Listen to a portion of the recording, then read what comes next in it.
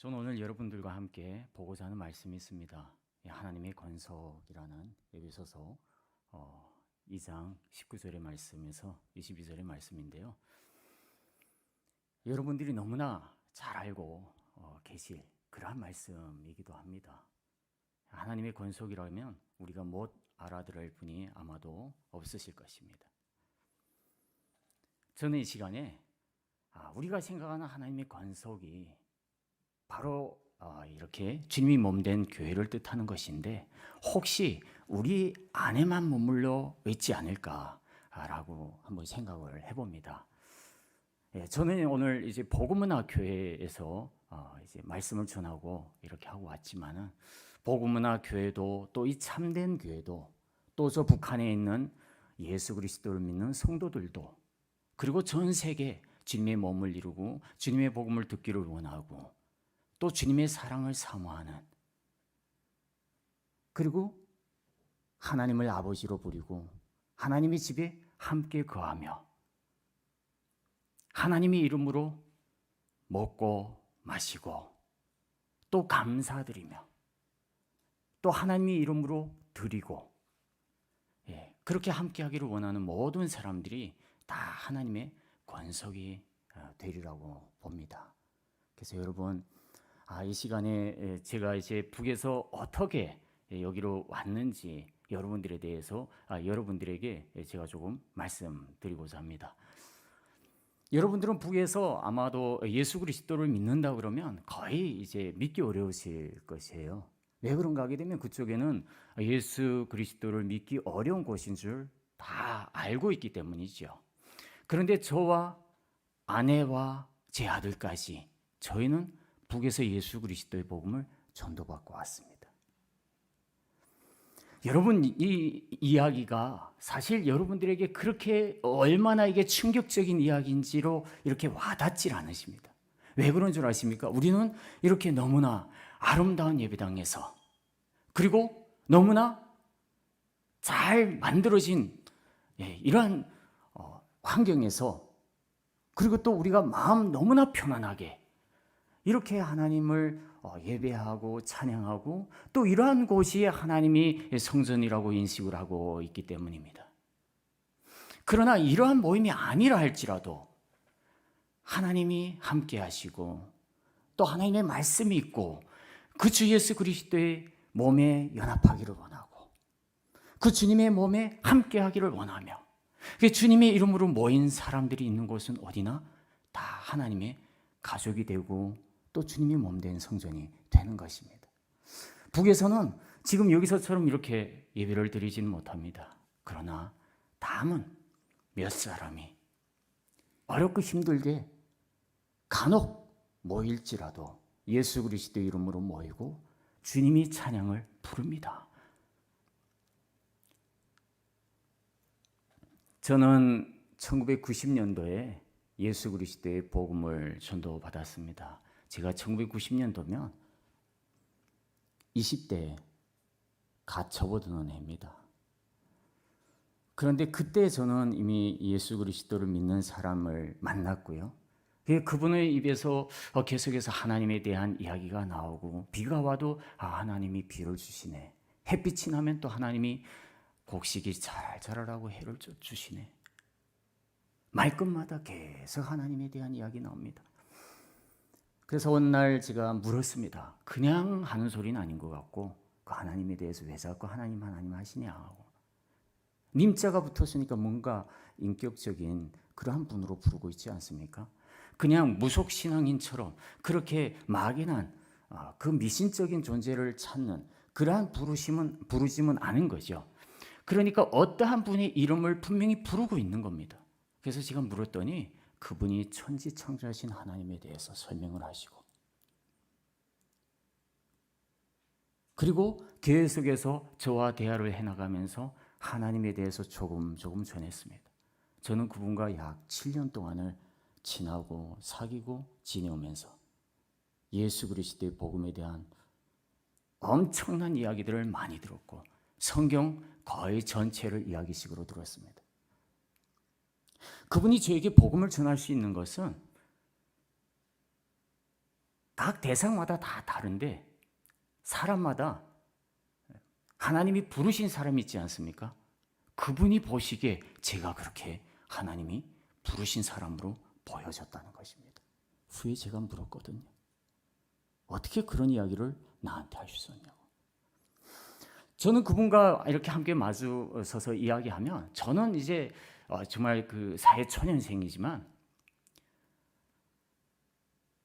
그분을 봤을 때 얼굴이 너무나 평안하고 사람이 너무 성실하고 솔직하고 가식이 없으시고 마음에 드시더라고요.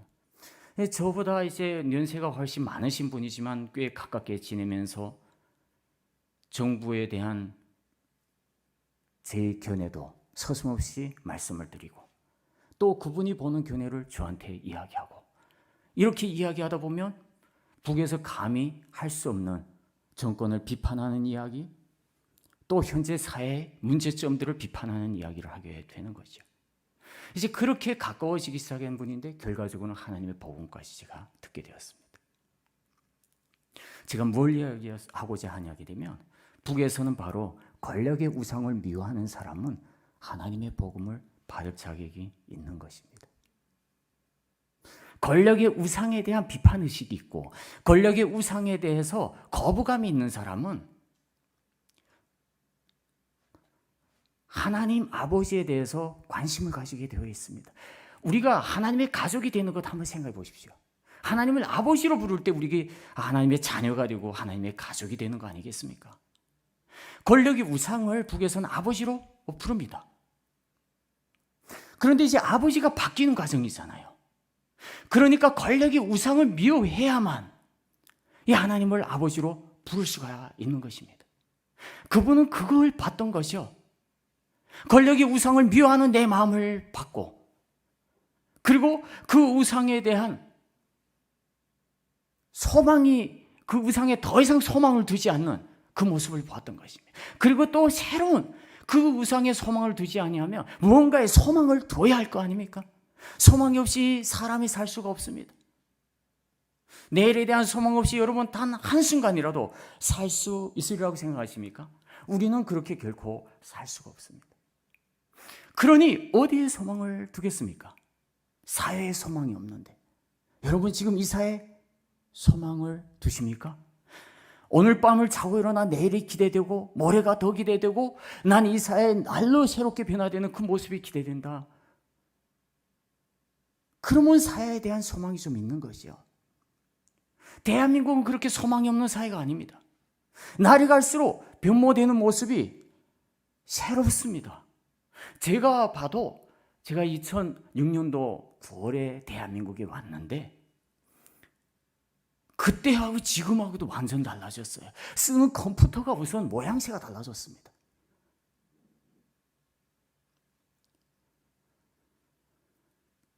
그러니 날마다 기대되죠.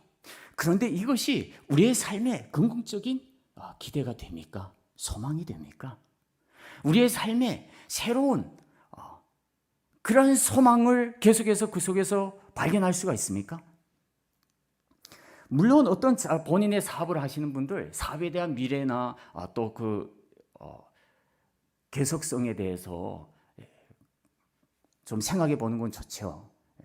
그러나 우리가 가지고 있는 소망은 우리 주 예수 그리스도를 만남으로 인하여 우리 주님이 우리를 부르시고 우리를 선택하심으로 인하여 우리의 소망은 새로워진 것입니다. 세상에 눈을 두지 아니하는 소망, 영원한 천국까지 바라보는 소망, 영원한 하나님 집, 하나님의 가족이 되는 소망을 우리는 바라보고 살고 있지 않습니까? 그런데 그분은 바로 그 소망을 저한테 전하기로 했던 것이죠. 세상에서도 그 땅은 소망을 둘 데가 없습니다. 그 어떤 미래도 구상해 볼 수가 없습니다. 내가 한창 청춘이고 이 사회에서 내 미래를 구상해 봐야 되는데 그 무엇으로도 구상해 볼 수가 없습니다. 제가 어느 날 아버지에게 말씀드렸습니다. 저희 아버지는 그곳에서 젊어서는 단기간지 주필까지 하신 분이시고요. 30년을 어떠한 기관의 비서로 근무하시다가 은퇴를 하셨어요. 그래서 저는 아버지 덕에 책을 꽤 많이 어릴 적부터 읽었습니다. 근데 그것이 결코 그 우상의 책들만 읽은 건 아닙니다. 그래서 우상도 물론 잘 알게 됐지만 그것도 어중간히 공부한 사람은 우상의 본질을 제대로 꿰뚫지 못합니다. 공부를 하려면 뭐든지 제대로 해야지 아는 겁니다. 돌아도 분명하게 돌 수가 있습니다. 돌기가 힘들어 그러죠. 그 확실하게 돌면 도는 겁니다. 그래서 책을 좀 이제 열심히 읽었고요. 그럼에도 그 사회에 소망이 없기 때문에 전 아버지에게 이렇게 말씀드렸습니다. 아버지, 저는 정치에 관심이 없습니다. 저희 아버지는 당연히 내가 좀 너무 먹고 사는 데만 신경 쓰지 말아라. 저희 아버지는 이거 너무나 이제 청백한 삶을 사셔서 눈만 감고 가만 앉아 있으면 먹을 게 다 들어오는 직업인데 그냥 어머니 고생 안 하고 살 수 있는데 아버지는 집에 작은 거 하나 가져오면 그 가져온 사람 불러다가 당장 가져가게 만듭니다. 집에서 또 그 아버지 직장에서 생활에 필요한 모든 걸 다 생산합니다. 가구도 생산하고 뭐 하다못해 이제 그 그릇 하나까지도 다 만들고 이제 이런 목재 뭐 할 것 없이 다 만드는데 집에 가구도 없었습니다. 어느 날 그 직장에 사람들이 왔다가 아이 비서동지 어떻게 집에 가구도 없이 삽니까? 세상에 우리가 뭐가 됩니까? 이러면서 가구를 집에 일시불로 이렇게 다 들여왔습니다. 이불장에, 책장에, 식장에, 옷장에 해서 쫙 넣었습니다. 어머니가 기분 좋아서 막 이렇게 물걸레를 닦았습니다. 저녁에 아버지가 와서 보시고 난리가 났습니다. 그날로 제대군인 한 사람을 불러다가 내가 이걸 다 가져다 써라 이렇게 다 줘버렸습니다. 그런 사람이 비서를 하는 겁니다. 그러니까 그 사회가 그나마 버티고 있었던 거죠. 그 우상이 좋아서 그 사회가 살아남는 게 아닙니다. 거기에도 뭔가 자기의 것을 포기할 줄 알고 그리고 그 사회를 위해서 뭔가 헌신하고자 하는 그러한 사람들이 있기 때문에 그 사회가 그나마 버티고 있는 겁니다. 그런데 지금도 그런 사람들이 그런 자리에 있을까요? 이제 그런 사람들이 거의 다 은퇴했습니다. 없습니다. 지금은 세대가 바뀌면서 사람들이 생각이 달라졌어요. 지금은 하나라도 자기의 것을 챙기기 위해서 권력을 쥐려고 합니다. 뭔가 하나라도 움켜쥐려고 합니다. 그 시대의 사람들은 사라졌죠. 그래서 저는 아버지에게 저는 정치에 전혀 관심 없습니다. 저는 결혼을 하면 제 가족 하나만 잘 먹여 살릴 생각하겠습니다.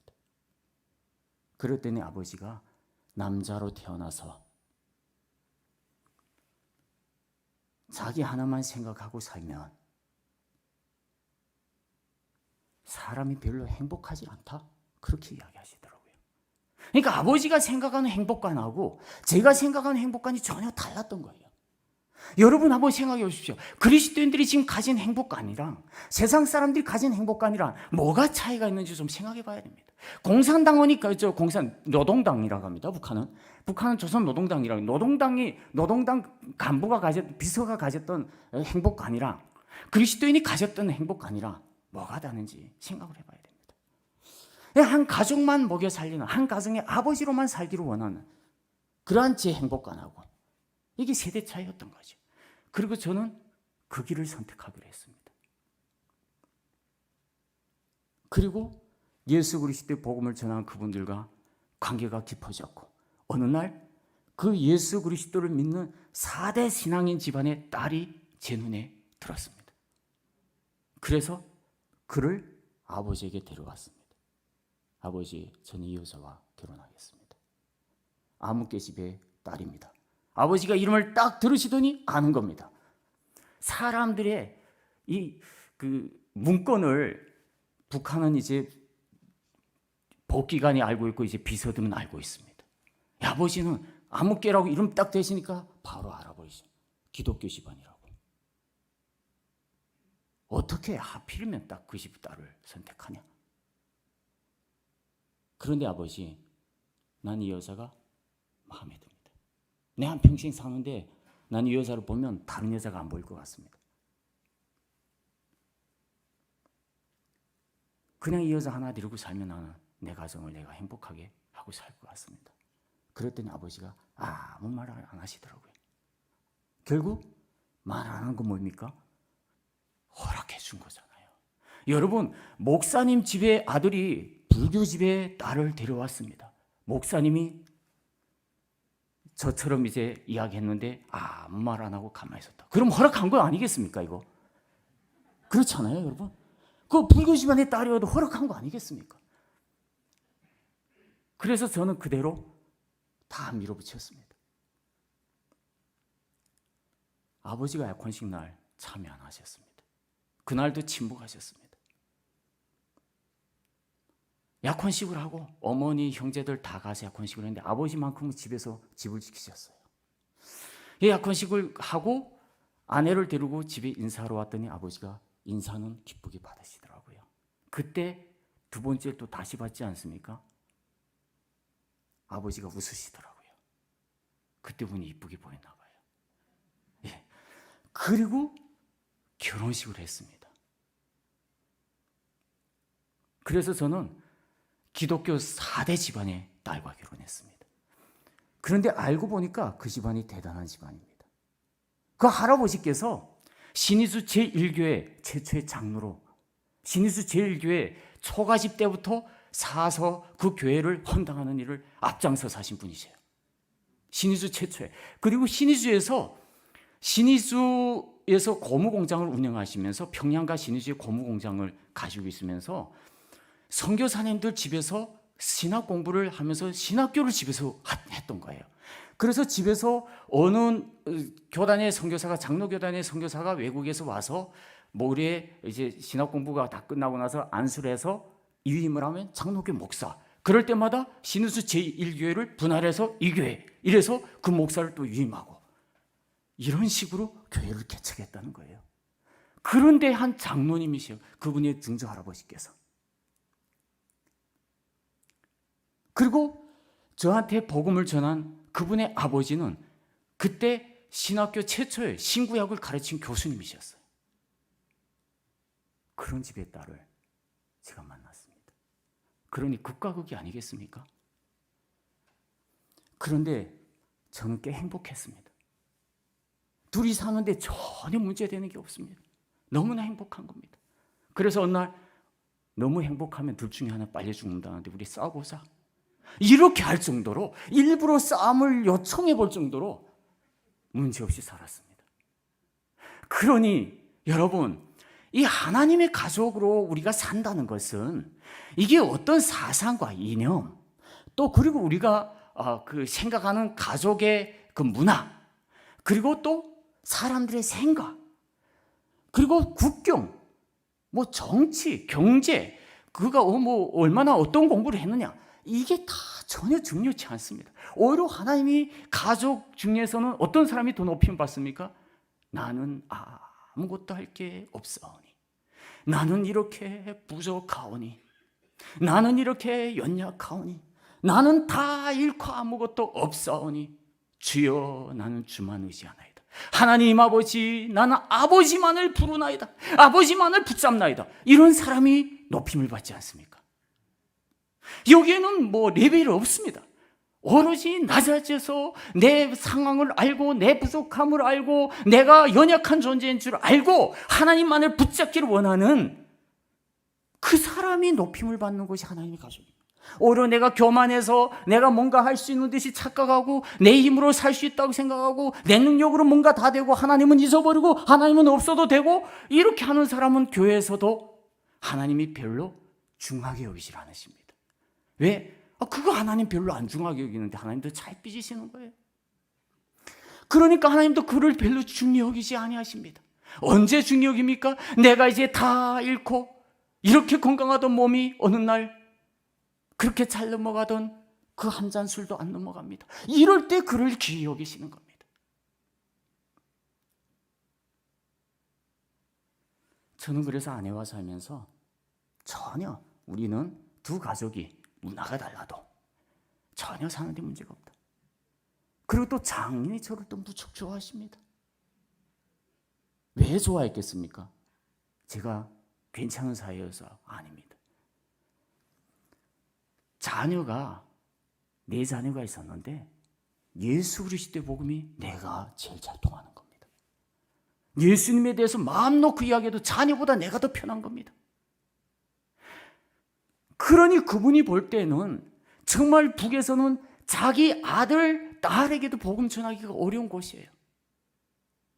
여러분, 예수를 믿는다고 해서 북한에서 예수 믿는다면 다 잡아가고 없는 줄 아시죠? 그렇지는 않습니다. 어떤 사람들 남겨두신 줄 압니까?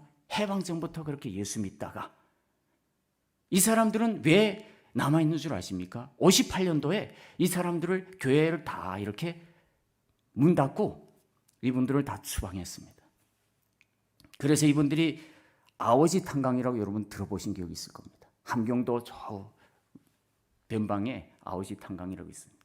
그 아오지 탄광에 이분들이 다 추방돼 갔어요. 근데 기독교인들이 아오지 탄광에 가니까 하는 일이 있습니다. 뭐였을까요? 가정교회를 하기 시작합니다. 그리고 또 추방된 사람들이 보면 교회 직분자들 다 추방시켰어요. 왜? 교회에 그때도 등록을 안 하고 교회 다니는 사람 많았습니다. 교회 명단을 딱 잡아서 교회에서 직분 있고 열심히 있고 정말 잘 믿는 사람들 다 추방시켰습니다. 그렇지 않은 사람들은 다 그냥 살았어요. 그 지역에서. 왜? 나는 교회가 뭔지 모르고 그냥 간이 좋아서 가수다.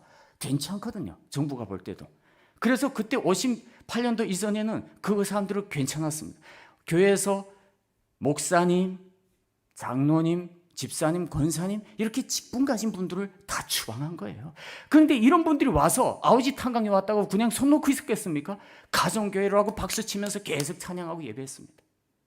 정부가 보니 이게 통제할 상황이 아니거든. 그 사람들만 한 곳에 몰아넣었으니 그거 어떻게 통제합니까? 그래서 그 중에서 지도자를 또 속출해서 언성 지역에 보냈습니다. 언성이라고 또 신설된 탄광이 가스 폭발로 많은 사람이 계속 죽음을 당하는 그러한 곳입니다.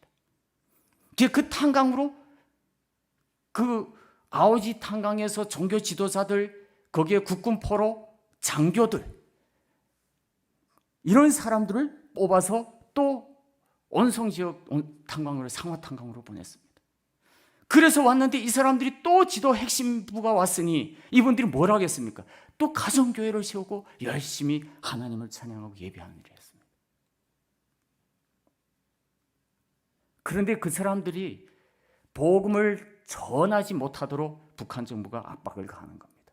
북한 정부가 그들에게 당신들이 복음을 다한 사람에게 전했을 경우 지금 현재 당신들 명단에 없는 사람이 추가돼서 여기서 함께 예배 드릴 경우, 그리고 또 그들이 합법적으로 예배를 드릴 수 없게, 그 후에는 다 막혔지만은 그때는 그들 외에 다른 사람이 들어와 예배를 드렸을 경우에는 그들 모두를 다시 법적으로 처벌한다고 엄포를 나왔습니다.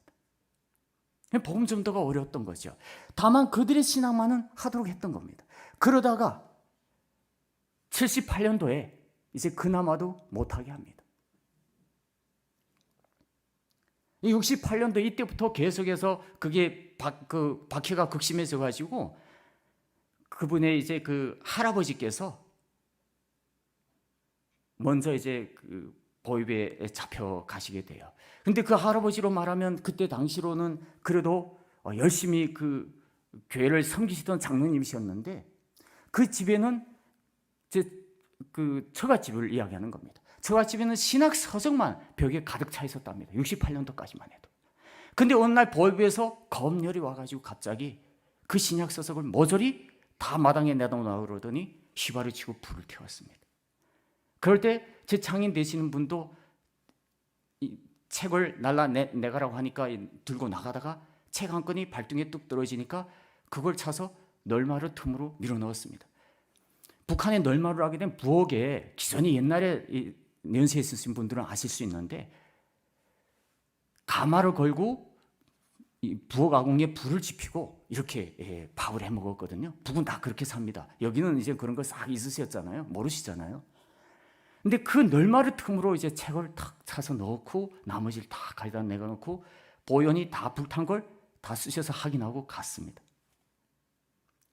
그때 이미 할아버지께서는 보위부에 끌려가셨고 그때 죽도록 보위부에서 맞으시고 거의 반죽음이 돼서 풀려나셨습니다. 그리고 집에 와서 돌아가셨습니다. 그러고 나서 그분이 후에 그 부엌에 떨어진 책을 보니까 성경책이었던 거예요. 그래서 이런 책이 이제 집에서 단 한 켠이라도 나오면 그냥 영 못 나올 때 데려가겠다고 엄포를 놨으니까 장인이 거기서 성경책 그 표지를 띄고 그 책만 숨겨놓고 계속 보고 있었습니다. 그리고 어느 날 제가 아내와 결혼하기 전에 그분하고 계속 복음의 교류가 있던 어느 날 제가 이제 친분 관계가 가까워졌으니까 그냥 정말 노크도 안 하고 집에 들어가는 사이입니다. 근데 그때는 장모가 안 됐을 때인데 그분의 이제 부인께서 장모님께서 마당에 이제 뭔가를 이제 다듬이질하고 계시고 있더라고요. 그래서 뭐 이렇게 제 나름 부르면서 이제 그때는 형님이라고 이제 부르면서 형님 계십니까? 이러면서 이제 딱 들어갔죠. 사실 아버지 뻘 되는데도 이제 형님이라고 부르면 좋지 않습니까? 그렇죠, 여러분. 그러니까 이제 거기도 똑같아요. 여기만 그런 게 아니고. 그래서 형님 계십니까? 이러면서 문 열고 딱 들어갔습니다. 그런데 제가 딱 들어갔는데 머리가 희석하신 어르신들이 7분이 머리를 숙이고 계시는데 찬양을 부르고 있습니다. 그런데 제가 들어왔는데 누구도 머리를 들고 보질 않습니다. 근데 한두 분은 찬양하는 것 같고 나머지 분들은 뭐라고 계속 이야기를 하고 있습니다. 제가 그 상황을 딱 보는 순간 내가 잘못 들은 것 같은 느낌이 들었어요. 이렇게 둥그렇게 앉아서 하고 있는데 앞에 그 표지가 없는 그 책이 놓여 있고 그분들이 이야기를 나누고 있는 겁니다. 그래서 돌아서 나가려고 딱 돌아섰는데 지금 제 장인 되신 분이 그땐 장인이 아니셨는데 제 바지가랑이를 딱 잡으시더라고요. 앉아라. 제가 안 앉고 나왔으면 아마 제가 지금 이 자리에 없었을 수도 있습니다. 근데 제가 앉았죠. 그때부터 성경책을 한 장 한 장 펼쳐가면서 하나님의 말씀을 거침없이 전하시는데 저는 앉았다 섰다 앉았다 섰다 하면서 처음에 안절부절했지만 그 자리에서 2시간을 넘게 들었습니다. 그리고 그때부터 3개월 내내를 갈 때마다 성경책을 꺼내놓고 계속 저한테 복음을 전하는 겁니다. 그래서 창세기를 다 봤고 마태복음을 봤습니다. 한 구절 한 구절 손으로 찝어가면서 그 한자가 그 8, 90%가 다 한자인 성경인데 그걸 그렇게 읽어주시더라고요.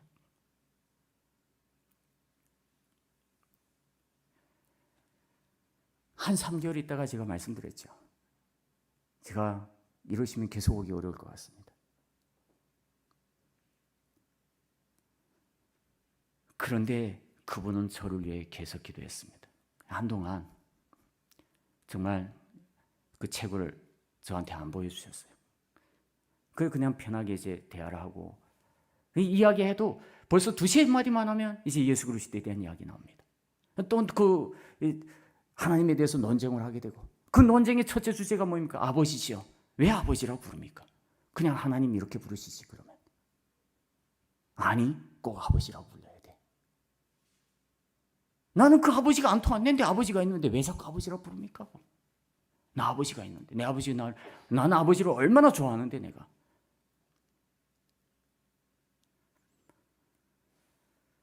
그런데 이제 계속 그 아버지를 계속 그렇게 저한테 말씀해 주셨어요. 저는 그 아버지가 그렇게 와닿질 않았었습니다. 그런데 어느 날 그 아버지가 진짜로 저에게 와닿았습니다. 그분과 계속해서 그 교제를 가져가며 논쟁하는 과정에 어느 순간 나도 모르게 아버지의 음성이 정말 내 심령 가운데서 새롭게 역사하기 시작했고 사람들이 죄악의 문제 때문에 꼭 있으셔야 될 하나님 예수 그리스도 그분에 대해서 그분이 조목조목 말씀하시는데 제가 굳이 항변할 필요가 없었습니다. 반드시 있어야 하실 분, 이 땅에 오셔야만 하실 분, 반드시 십자가를 지시면서 인간들의 죄를 까발키셔야 하실 분, 그분이 십자가를 안 지시고서는 인간들의 그 포악한 죄가 무엇인지를 세상에 적나라하게 보여주실 수가 없으시니까 그 십자가를 지시기까지 참고 인내하시며 지신 분, 그분에 대해서 설명해 주시더라고요. 저는 그때까지 그게 그렇게 와닿지 않았는데 제가 결혼을 했습니다. 97년도에 제가 결혼했습니다. 결국 그 집에 딸하고 결혼을 했습니다. 결혼을 했는데 결혼하고 한 5년 동안을 정말 행복하게 잘 살았습니다. 제가 결혼해서 이제 아내한테 약속한 게 있습니다. 내 3년 안에 최소한도 북조선 안에서 살아가는 사람들 중에 상위 한 20% 안에 한 80% 이상 수준에는 가게 살게 해줄게. 그런데 2년 안 돼서 그 약속보다 훨씬 크게 잘 이루었습니다.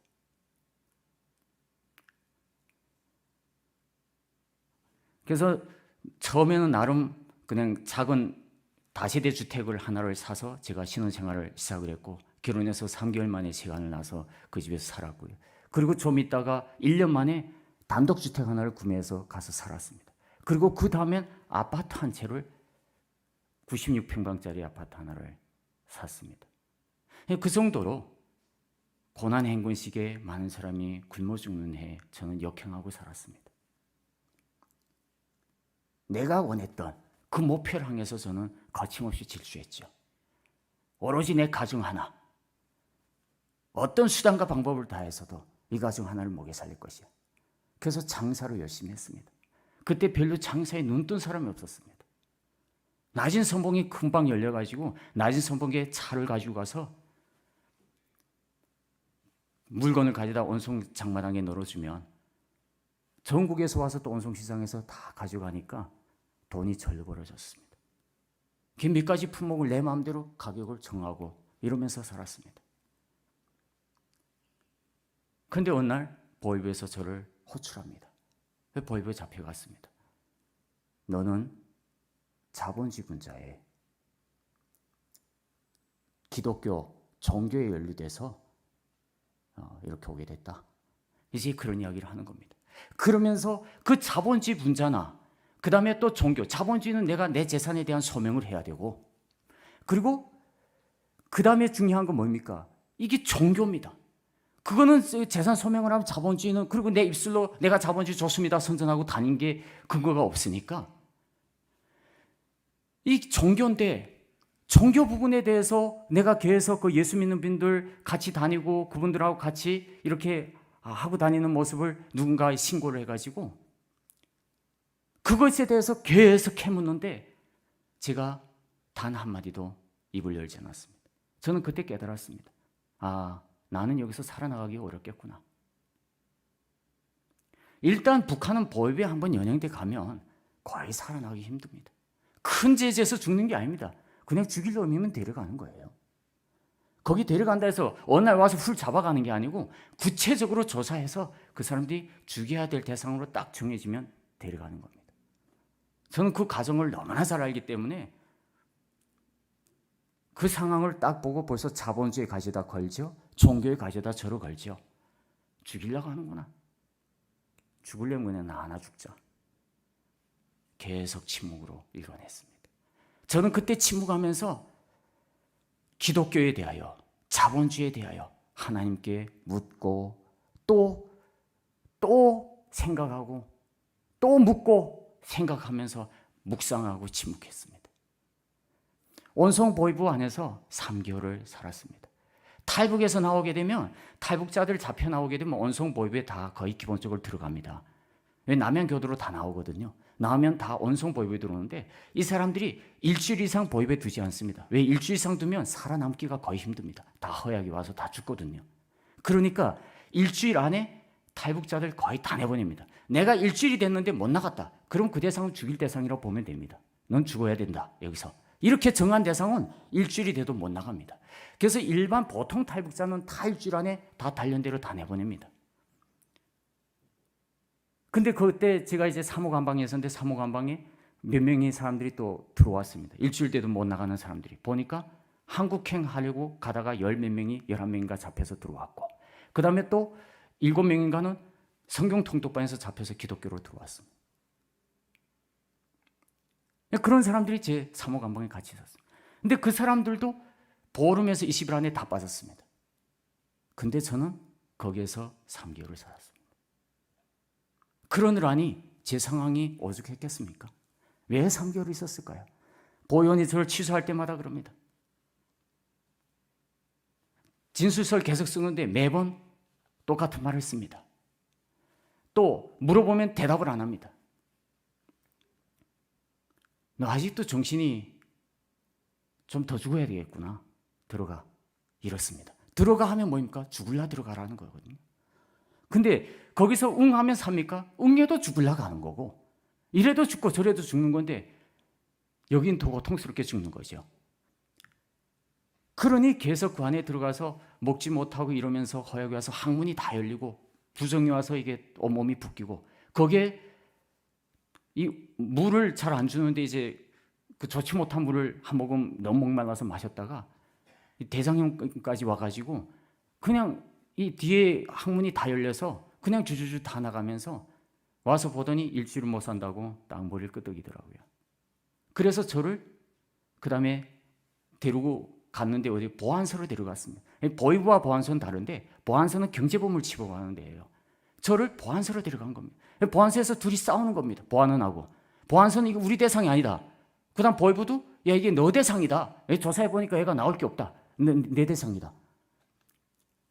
서로 싸우는 겁니다. 왜 이 사람들 보이부에서 내가 침묵했는데 받아낸 진술이 없는데 죽어버리면 어떡합니까? 거기도 책임이 있습니다. 그러니까 보안소에 떠넘기는 거죠. 보안소도 보니까 이 다 죽은 시체를 데려왔는데 자기네에서 와서 이거 당장 숨어줄 것 같은 사람 데려다 놓고 자기 어떻게 합니까? 자기들도 안 받겠다고 그러고. 그러다 결과적으로 그 사람들이 지었습니다. 그게 보안소에 저를 두고 가요. 저는 그때 한 가닥 소망을 봤죠. 아, 하나님이 저를 집에 가서 죽게 하시려는 겁니다. 아닌 게 아니라 한 1시간 정도 그냥 격리를 조사해서 딱 쓰더니 자기 대상이 아니니까 집에 가라고 내보내주는데 제가 집에까지 걸어갈 수가 없었습니다. 일어나 걸을 수도 없고 정말 한 걸음 걷고 또 주저앉고 한 걸음 걷고 주저앉고 이런데 벨이 끊어지는 것처럼 아파가지고 배를 끌어안고 그래서 집에 못 가고 그 근처에 있는 군병원에 들어가서 정말 약을 조금 이렇게 타서 그 약도 씹을 수가 없어서 입에다 물고 또 집에까지 불과 기존거리면 10분이면 가는 거리를 2시간 동안을 제가 집까지 갔습니다. 아내가 보더니 제가 3층에 살았는데 3층 아파트에. 근데 어떻게 올라갔는지 생각도 안 납니다. 아내가 이제 검은 염소 한 마리를 가져다가 그것을 엿을 달여서 그물을 제 입에 떠 주었습니다. 그렇게 한 3개월을 아내가 간호를 했습니다. 근데 문제는 일주일 돼도 죽지 않으니까 문제는 일주일 안에 죽어야지 내 사건이 종결이 되는데 이게 죽지 않으니까 그 다음에 이 사람들이 저를 다시 부릅니다. 이번에는 저를 데려가고 후에 아내까지 데려왔습니다. 보니까 이렇게 지금 여러분들 숫자만큼 사람들을 모아놓고 거기서 인민재판을 하는 겁니다. 저와 아내를 세워놓고. 제목이 뭐냐 하게 되면 자본주의 분자로 집과 재산을 몰수하고 추방한다. 그때는 종교란 말을 빼는 겁니다. 왜? 이 종교라는 말을 붙이면 이건 보이부에서 취급해야 될 대상인데 보안소가 이 결론을 이 사건을 마무리 지으려고 그러니까 그냥 자본주의 분자로 집과 재산을 몰수하고 추방한다. 이게 답니다. 몇 분 걸리지 않고 그 변호사고 뭐 이거 없습니다. 그리고 제 아파트를 몰수하는 겁니다. 그 자리에서. 여러분 상상되십니까 이게? 그리고 아내와 그리고 어린 아들, 제 큰아들이 통일이라고 있는데 북에서 통일이라고 이름을 지었고요. 지금 여기 와서도 여전히 저희는 다 본명을 그대로 씁니다. 제가 뭐 죄 짓고 온 사람이 아니니까 떳떳합니다. 그래서 이제 통일이가 어린애 5살짜리를 차에 또 태워가지고 저희를 쉬러 가는 겁니다. 어디에 쉬러 갈까? 모르죠. 원래는 영 못 나올 때 쉬러 가야 됩니다. 그런데 온성신을 딱 벗어나더니 차를 딱 쉬어더니 나보고 어디로 가겠냐고 묻더라고요. 어디 데려갈지 모르고 나왔냐? 내가 가고 싶은 데 보내준다. 특별히 나만 봐줘서. 당신은 죽일 대상이 아니어서 그냥 봐줘서 당신 가겠다니 보내기로 했다. 그래서 멀리 갈 필요 있냐? 가까운 곳에 두고 가라. 온성신에 벗어져서 그 가까운 지역에다가 저를 가져다 넣었습니다. 근데 집도 없으니까 다 싸그러져 가는 집, 수에 와서 이렇게 집이 다 갈라져서 사람이 안 사는 그런 곳에다가 저를 넣었습니다. 근데 들어가 앉을 자리도 없는 곳. 소가 그 비를 끊으면서 쉬어가지고 소모기가 가뜨고 소똥이 가뜨는데 그걸 청소하고 거기 들어가 앉아 있어야 합니다. 살랍니다. 그곳에서. 한순간에 저는 집을 몰수당하고 그런 삶이 되는 거죠. 근데 그때까지도 뻥뻥해서 정신이 안 듭니다. 그러다 저녁이 됐는데 동일이가 저한테 묻습니다. 아빠, 우리 집에 안 가? 이럽니다. 근데 눈물이 하염없이 나오는 겁니다. 그래. 얘는 아침에 너무나 좋은 집에서 유치원을 갔는데 갑자기 저녁이 돼서 이거 빌란데 와가지고 언제 집에 가나 기다리고 있었던 거죠. 그런데 또 이중삼중 감시합니다. 제가 그 보이부 안에 있을 때 우상의 권력을 똑똑히 들여다보았고 인간의 죄성을 분명히 깨달았고 그때 저한테 복음 전한 분이 예수 그리스도가 와서 십자가를 지으셔야 할 그 이유를 설명하신 내용이 그때 생각났습니다.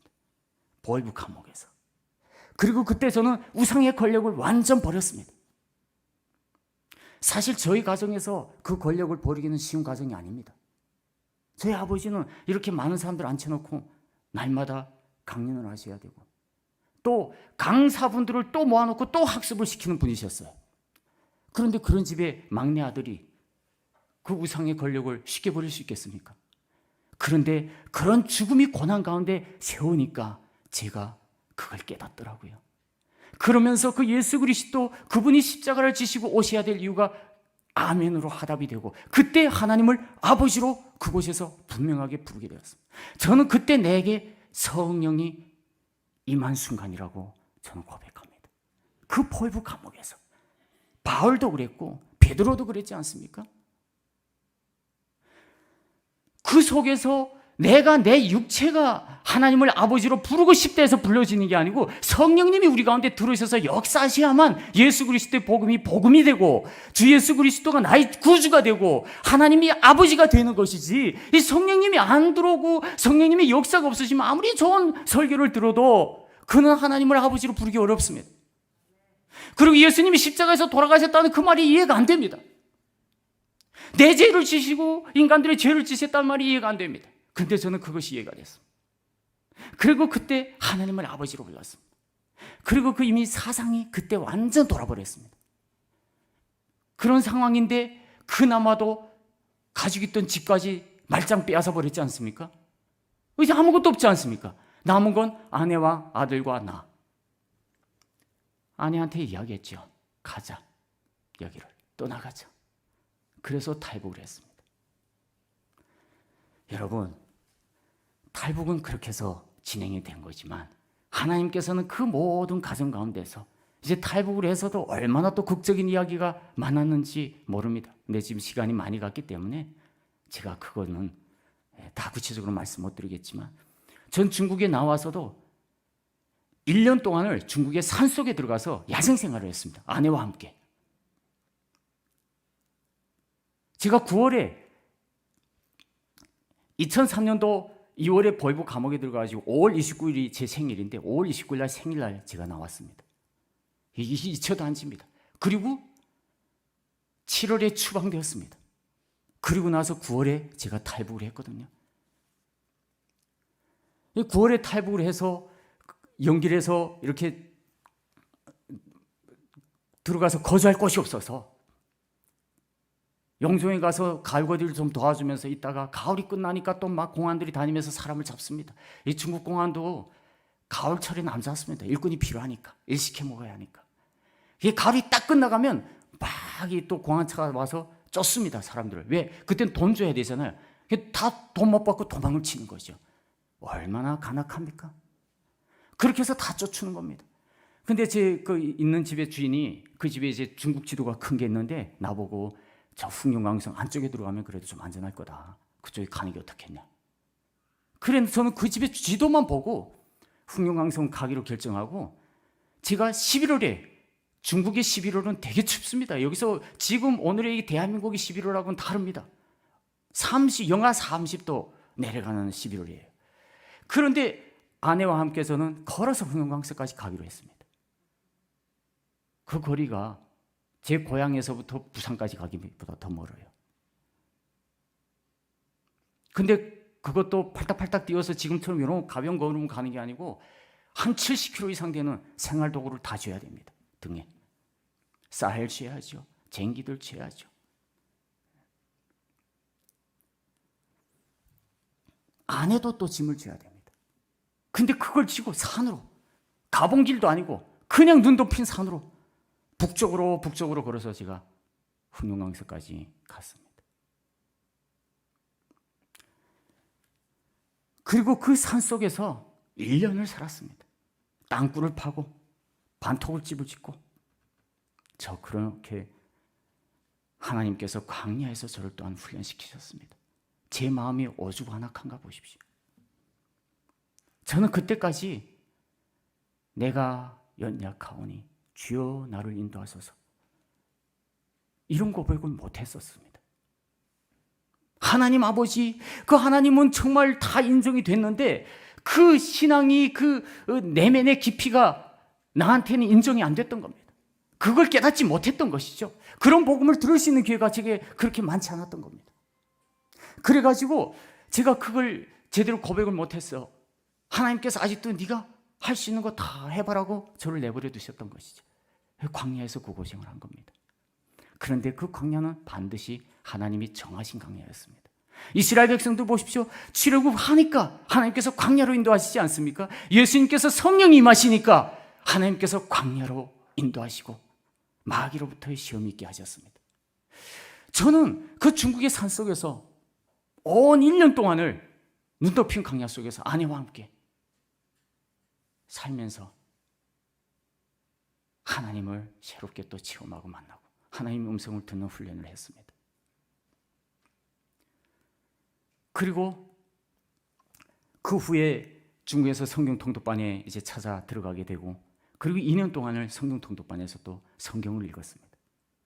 그때 제가 에베소서 오늘의 이 말씀이 그리고 에베소서 2장 14절의 말씀이 예수 그리스도 그분의 몸으로 이스라엘 민족이 하나가 될 수 있다는 이 말씀이 원래 에베소서 2장은 보면 11절부터 계속해서 유대인과 이방인의 그 막힌 담을 허물어 주신 예수 그리스도의 화평에 대해서 말씀해 주고 계십니다. 저는 그분이 얼마나 가슴 찌르게 저한테 분명하게 와닿았는지 저는 그분에게 전적인 가치를 다 걸기로 그때 확신했습니다. 그때 그래서 사명을 받은 거예요. 북한 선교의 사명을 받았던 겁니다. 그래서 저에게 복음 전한 분, 그분과의 서식을 취하기로 마음먹고 어렵게 제가 휴대폰을 중국에서 얻어서 사서 내보냈더니 사람을 또 발굴을 해서 내보냈습니다. 북에서 나온 사람이 들여보내는 것 좀 쉬운 거예요. 그래서 그냥 전화기를 가지고 전화통화를 했는데 이분이 내가 오늘 이렇게 예수 그리스도의 복음을 믿고 이제 이런 사명까지 받았다고 하니까 바로 그냥 막 엉엉 우시면서 내가 너를 위해서 14년을 기도했다 이렇게 이야기하시더라고요. 왜 14년일까? 생각해 보니까 90년부터 2004년까지 14년이 됐더라고요. 나는 그분이 14년을 기도하는지도 몰랐어요. 그렇게 그분은 14년을 저를 위해 기도했어. 제가 산속에서 살아남은 것, 중국에서 수많은 고난을 겪으면서 살아남은 것, 제 아내와 함께 그 아내 하나를 지키겠다고 제가 순수 육체적으로 목숨 걸어본 것만도 100여 번이 됩니다. 순수 횟수로 해서 목숨 걸고 싸운 것도 100여 번이 되고 목숨을 내던진 적도 100여 번이 됩니다. 그 아내 하나를 위해서. 그래서 그 아내를 지키고 대한민국까지 왔습니다. 그런데 저는 그래서 내가 목숨을 내던져서 아내가 안 떠나고 있는 줄 알았습니다. 그런데 그게 아니에요. 하나님께서 그들의 기도를 통해서 하나님께서 아브라함도 보십시오. 사라를 누이라고 해서 다른 데 갖다 내맡겨도 하나님이 지켜주시니까 도로 하나님이 주라 하니까 주지 않았습니까?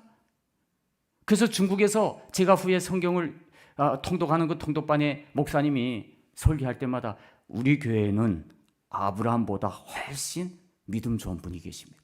아브라함은 아내를 누이라 했는데 이분은 산속에서 그렇게 수많은 대적들과 싸우면서도 그 아내를 한 번도 누이라 팔지 아니하고 이러면서 설교하신 적이 있다고요. 네? 그 아내를 지키고 이렇게 하면서. 예. 그런데 그렇게 설교하는 순간 공안들이 왔었어요. 그때 제가 제일 앞자리에 앉았고, 그리고 아내가 제 뒤에 앉았고 제 옆에 통일이가 앉았습니다. 근데 제가 그날 예배하러 그 교회에 오는데, 저는 그 교회 뭐 그냥 작은 교회라서 그냥 그 교회 찾아간 겁니다. 다른 교회는 가면 저희들 오면 불편해하니까 아예 오지 말라고 이러니까 갈 수가 없고, 중국에서. 그래서 그 교회는 가정교회에서 제가 찾아갔는데, 가는데 그 교회 계속 한 1년 넘게 다녔거든요. 그런데 이제 어느 날 가는데 공안차가 그 집을 딱 포위하고 있는 겁니다. 내가 봐도 이건 잡으러 온 거잖아요. 날 잡으러 온 거잖아요. 근데 내가 통일이 손잡고 아내하고 막 웃으면서 막 오는데 공안차가 이렇게 집을 포위하고 있는 겁니다. 그렇다 해서 갑자기 종숙하면 안 되지 않겠습니까? 그래서 야, 우리 계속 웃으면서 들어가자, 이래서 확 웃으면서 들어갔습니다. 그런데 저희가 들어가고 예배 시작했는데 공안들이 쳐들어온 거예요. 7명이나 들어왔어. 북한 사람이 있다는 신고받고 왔다고. 대번에 그 목사님이 앞에 앉아있고, 가정집이니까 앞에 앉아서 예배 설교하시고, 내 옆에 목사님의 아들이 젊은 친구가 앉았습니다. 그리고 내가 앉고, 내 옆에 통일이가 앉고, 내 뒤에 아내가 앉았습니다. 그리고 거기에 또 목사님의 가족들이 쭉 앉았습니다. 근데 공안이 와서 목사님의 아들이 저보다 살짝 북한 사람처럼 생겼어요. 걔를 말딱시키는 거예요. 그러니까 얘가 한쪽말로 딱 아버지시다, 딱 이렇게 아마 뭐 한 것 같아요. 아버지가 목사님이시고 내 아버지 아들이다, 이렇게 한 것 같아요. 그러니까 날 보고 옆에 아들 있고 우리 아내하고 서희 들어오는 거 공안들이 다 봤단 말이에요. 거기 둘 쫙 서 있더라고요. 문인데. 근데 그 두 줄 서 있는 가운데로 활개치며 들어왔으니까 애초에 의심 안 하고 내하고 통일을 건너가서 그 다음 사람을 또 묻는 겁니다. 그 다음 사람 또 묻는, 그 다음 뒷줄에 가서 또 다 하더니 아내를 또 건너가서 또 묻는 겁니다. 그때 제가 중국말도 못했습니다. 저를 물었더라면 저는 뭐라 했을까요? 그래, 나다, 이랬을 텐데 왜 나를 건너가고 통일을 건너가고 아내를 건너가고, 그리고 뒤에 네 줄로 이렇게 앉았는데 뒤에 사람들은 한 사람도 빠짐없이 다 물어봤습니다. 앞에 두 줄만, 딱 우리 가족만 건너뛰고. 놀랍지 않습니까? 그 목사님이 완전 굳어댔는데 뒷줄이 딱 넘어가기 바쁘니까 막 손대질하면서 그 공안들을 욕하더라고요. 벌써 둘을 건너갔지 않습니까? 뒷줄은 없잖아요. 너니 예배 중인데 뭐 한정말 아마 막 이렇게 욕하는 것 같아요. 뭐 들어와서 이게 뭐 하는 짓이냐, 이 종교 이런 행사를 방해한다고 이렇게 막 욕을 하셨던 것 같아요. 그러면서 막 그 사람들, 그러니까 뒤에 사람들도 막 일어나서 막 떠미는 겁니다. 나가라고. 그래서 그 사람들이 밀려나갔어요. 근데 그 사람들 갔을까요? 예배 끝나고 나오는데, 내가 제일 처음에 또 아내하고 손잡고 아들하고 막 나오는데 나도 미안하지 않습니까? 그분들에게 내가 om으로 인해서 교회가 위험에 처했어서. 그래서 나도 급한 마음에 빨리 일어나 가자고 딱 나왔는데 또 두 줄로 쫙 공안들에서 하나도 안 간 겁니다. 차를 세워놓고. 우리 가정 통화할 때 그 다음 사람들부터 신분증 내놓으라고 보라고 그러더라고요. 그래서 저는 웃으면서 집에 갔죠. 제가 그때 그 일을 겪고 나서 안 되겠다, 한국 가야 되겠다. 그래서 이제 한국에 오게 됐는데요. 한국 올 때도 한국에 오면 가장 좋은 신학교에 가서 신학 공부를 열심히 해서 예수 그리스도의 복음을 정말 온전히 깨달아 알아서 복음의 진수를 제대로 저 북한에 권력의 우상 가운데 억눌려서 자유를 잃고 생존의 권리마저 잃고 신음하고 살아가고 있는 저들에게 하나님의 자녀임을 선포하고 그들도 영적으로 자유하고 육체도 자유하는 은혜가 있는 일에 내가 쓰임받게 해주옵소서, 이렇게 기도했어요, 중국에서. 그런데 하나님께서 그 뜻을 이루어주신 겁니다. 장신대 와서 학부, 신대원을 다 이곳에서 공부하게 해주셨어요. 그리고 저는 그때 성경을 읽으면서 그분들에게 전화를 드려보내고 그분이 울면서 전화 통화하신 분하고 그때부터 북한 선교를 계속해서 함께 사명감을 가지고 그들과 함께 감당해 오고 있습니다. 그래서 그분들을 도와서 해방 전부터 예수 믿던, 저는 중국에서 이렇게 들어간 사람들이 아니라 원래 그곳에서 있던 그리스도인들, 그리고 또 그분들은 옛날 우리 말하면 총회 간부들이나 같은 분이시에요. 다 원 어르신들, 그분의 가족들이에요. 원 조직인 겁니다. 그리스도인 원, 북한의 조선 기독교의 원 최초의, 조선 기독교 장로의 원 최초의 조직원들인 겁니다. 그래서 그분들 찾아서 돕는 일을 지금까지 하고 있습니다. 그리고 복음문화 교회 사명도 그거예요. 그래서 복음문화 교회 표가 하나님의 권소, 오늘 이 에베소서 2장 19절 말씀이 복음문화 교회 표고요. 22절의 말씀, 하나님이 거하실 성전이 되어가는 것, 처소가 되는 것, 우리 한 사람 한 사람이 심령이 결과적으로는 하나님이 거하시는 성전이 되어야 하는 것입니다. 이게 우리 복음문화교회의 목표입니다. 저는 남북한의 이스라엘 민족이 예수 그리스도의 복음으로 온전히 하나님이 가족이 되는 것, 이것이 우리 복음문화교회가 바라보아야 할 표어입니다. 저는 이 표어를 바라보고 북한 선교에 헌신하고 있고요. 지금 교회 목회도 헌신하고 있고, 저는 대형교회 이런 목회의 부르심보다는 이 남북한의 민족이 하나님의 가족으로 지음받는 일에 저는 부르심을 받았습니다. 그리고 그 사에게 더 저 자신을 쳐서 복종하면서 순종해 가고자 합니다. 여러분 기도해 주십시오. 그리고 사실 그 구체적인 사역의 내용들에 대해서는 제가 뭐 이렇게 PPT로 요란하게 여러분들에게 보여드리지 않아도 여러분들 결코 알아듣기 어려운 그러한 용어를 제가 안 쓴 것 같으니까 이제 여러분 혹시 그럼에도 궁금하다 하시면 또 질문하십시오. 그럼 제가 여러분들에게 또 아는 것 말씀 올려드리도록 하겠습니다. 이제 이 참된 교회와 복음문화 교회가 또 그리고 저 북한의 그리스도인들 또 나아가 이 대한민국, 북한 이 민족의 개념을 떠나서 전 세계 예수 그리스도의 복음 가운데 하나님이 집에서 하나님을 아버지로 부르며 예수 그리스도의 몸에 하나로 연합되기를 원하는 하나님의 권속이 되기를 원하는 우리 모두에게 하나님의 크신 은혜와 축복이 함께 하시기를 기도합니다.